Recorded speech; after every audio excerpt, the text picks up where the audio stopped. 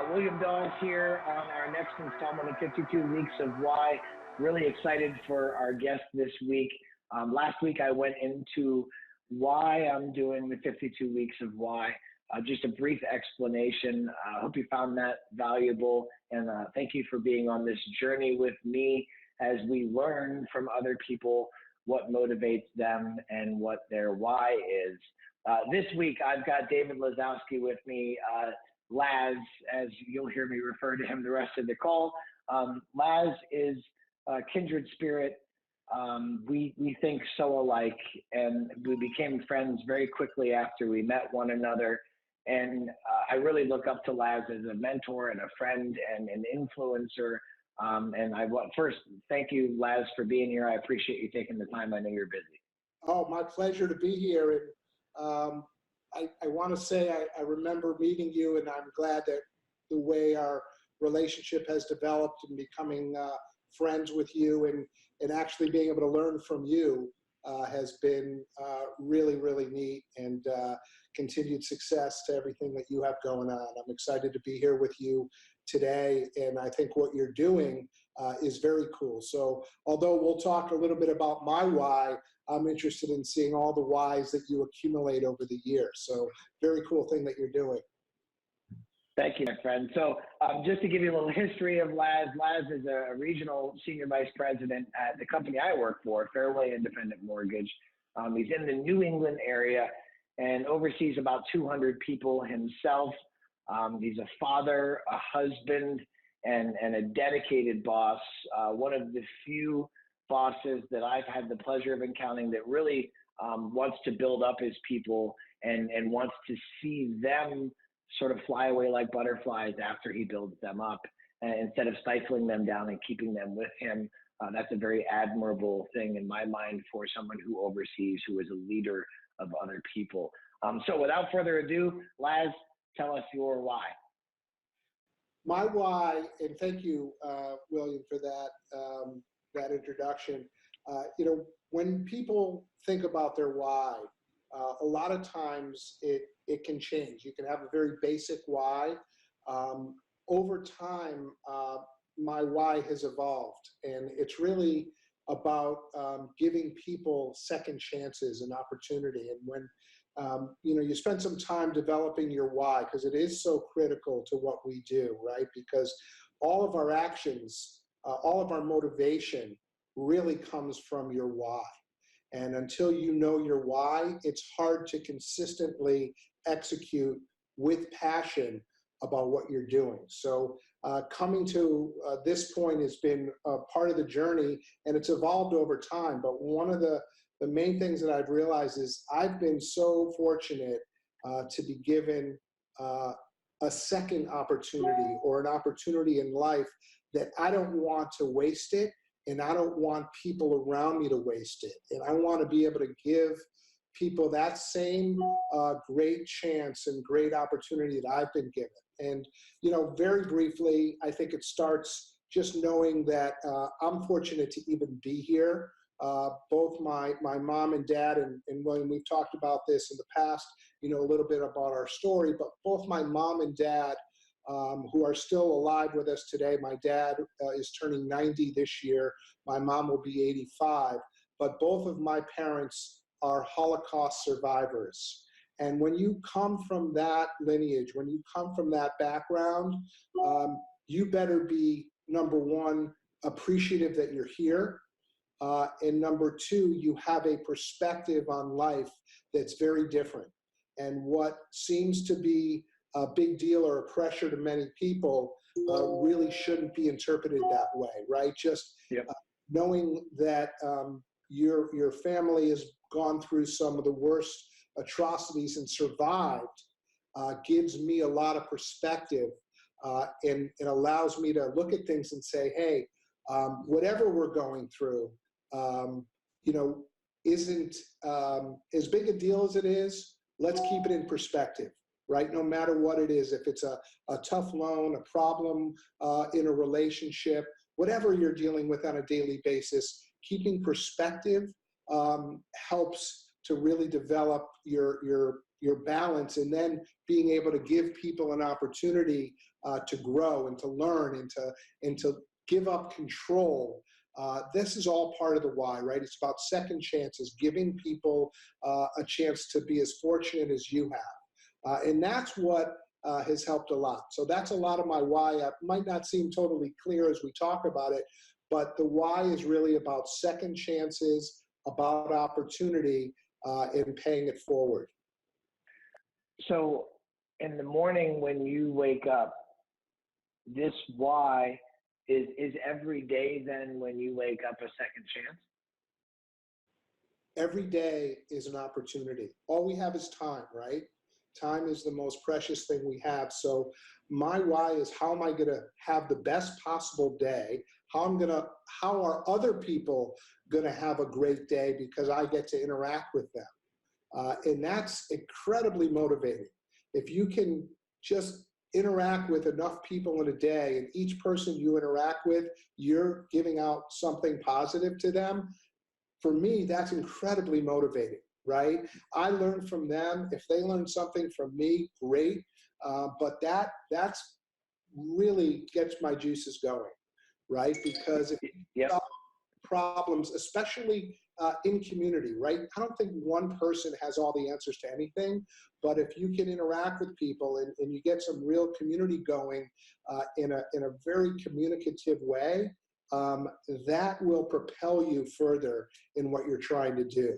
And it's proving out, certainly over the last 5 years, where we've seen professionally the growth take place in our small group in New England, right? We've been giving people a path, showing people how they could win, putting them on a path to just grow and develop and learn. And all of that's about second chances. All of that is about opportunity. All of that is about being appreciative of your day, your time that we have here. So I hope that makes sense. It does, yeah. So when you finish the day, I'll start there. So at the end of the day, when you rest your head on your pillow, how do you know that why has been fulfilled, and that day was accomplished and successful? That's a great question. You know, the best thing I can say is I fall asleep within about 10 seconds. So my wife, Dana, has this thing where she will start counting backwards from 10. I'm like, what are you doing? She goes, we'll be unwinding for the day. We'll be talking in bed. And she's like, you will be asleep before I get to 1. And that's when I know I've had a good day, because I've laid it all out there. If I fall asleep within 10 seconds, there's nothing more I could have done in that day. Yeah, that makes perfect sense, right? Because if you're not sleeping and you're not able to fall asleep, then there's obviously still things that need to be digested. Yeah. So the fact that you're able to rest your head on the pillow and sleep with a clean conscience is a pretty big deal. That fulfills it. This is a question I haven't asked anyone else yet. It just, in the course of our conversation, it prompted me to, I don't know where it came from, but so your parents are alive and with you, and they serve as a reminder of your why. When you are in front of the pearly gates, or when you are breathing your last breath, how will you know that your why has been fulfilled at that point? Understanding that at the end of the day, you're able to go to sleep, you have a clean conscience after you have lived your life to its fullest. How will you know at that point that your why has been fulfilled? What do we spend our time doing mostly in life? If we're not working, I'm with my family and my friends creating memories. So I think the way that we'll know at that point, and I can't answer this for sure because I'm not there, but my idea around that, William, is that we have touched enough people, we've created enough memories and experiences that our life has been fulfilled. So if you can be at that point in time and look around the room and have your friends and family during that time, and you've known that you have created lasting memories, that's a win. That's all we really can do at the end of the day. We have a certain amount of time, and it's not about how much money we have or how much stuff we have at the end of the day. It's what memories did you create? How many lives did you change going forward? And that's my idea of how we're going to know at the end of the day.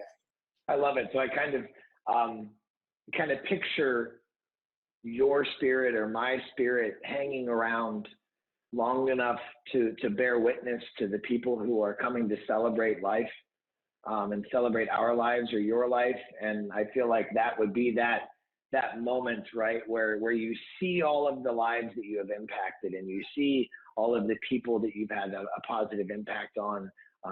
What if you could go into every day knowing or believing in wanting to create that legacy on a daily basis? So if you got to the day so excited to say, hey, we don't have a ton of time in life, right? We're not here that long on this earth. So let's make the best of every day. That's a great energy to bring into the world all the time. And if you can get other people around you to do that and realize it, you create a lot of cool activity and energy and growth and excitement. And I want to do that in my family, and I want to do that in my professional life as well. In this video, you have successfully done it. I think I just saying that, I could feel the energy coming up in me that said, yeah, you're right. If you approach every day that way, it doesn't have to be at the end of your days. It doesn't have to be at the pearly gates. It can be every morning when you wake up, every day that you're alive. You can live that way expectantly. Second chances. I love it. Sure. Any final thoughts before we sign off? You know, the other piece to giving second chances and giving people opportunity and a path and a way to win is also being able to give up control. So I think for a long time, I had trouble giving control to other people, trusting them, right? So part of second chances also has to do with trust. So I do want to mention that. We need to trust the people around us and let them do what they do. Even if you feel in the beginning they might not do it as well as you or exactly like you would, it doesn't mean they can't do it. And I think if we can give control up, that helps us to give people second chances, give people opportunities. So it's coupled together. You've got to trust the people around you and really believe in them. And that is very freeing. And that's how I think we grow and give people opportunity to grow. That's what I would say about that at the end of the day. It's trusting enough that you're giving people a true path and true opportunity to grow. Laz, thank you so much for your time. I know you're busy. I know that family commitments, work commitments, life commitments. I appreciate whatever force brought us together as friends and allowed me to have you in my life. I appreciate every time we have a chance to talk. I feel like I come away from it feeling better. And if I'm a testimony to what you're saying is your why, because I have felt it in my interactions with you and every interaction with you. It's not just a one-time first impression. It's a lasting, every time we get together, I leave with that. So if I could end on that note, I would say that you're doing it. You're a success in your why. And I want to thank you, and I want to be a good steward of your time because I know you're busy. So thanks very much again for being here and for giving us the time. My pleasure, William, and I appreciate our friendship. And I will tell you, the feeling's mutual. We learn from each other. I look forward to seeing you in person later this week. So have a great one, and we'll talk soon.